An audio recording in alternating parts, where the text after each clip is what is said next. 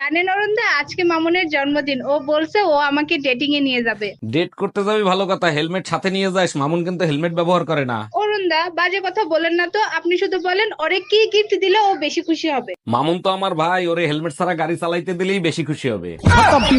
এই শুনছো, তোমার সাথে না আমার একটা কথা আছে। বিয়ের পরের থেকে তো শুধু শুনতেই আছি, তাই না? আরে বাবা, শোনোই না কথাটা। হ্যাঁ বলো। আচ্ছা, স্বামীর কাছে বউ কখন বেশি সুন্দর লাগে? স্বামীর কাছে বউ সবসময় সুন্দর লাগে, শুধু বউটা অন্যের হতে হবে।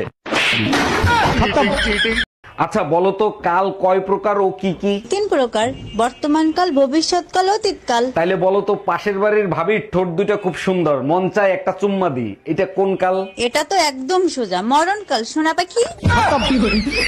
Bye bye, tata. কি হয়েছে, কাঁদতেছিস কেন? পদ্মা সেতু দিয়ে একটা বাস টুস করে পড়ে যাওয়ায় 20 মহিলার মৃত্যু। বলিস কি, ওর ভিতর কি তোর বউ ছিল নাকি? আরে না, তাহলে তুই কাঁদতেছিস কেন? ওই বাসেই আমার বউ যাওয়ার কথা ছিল, বাস মিস করছে।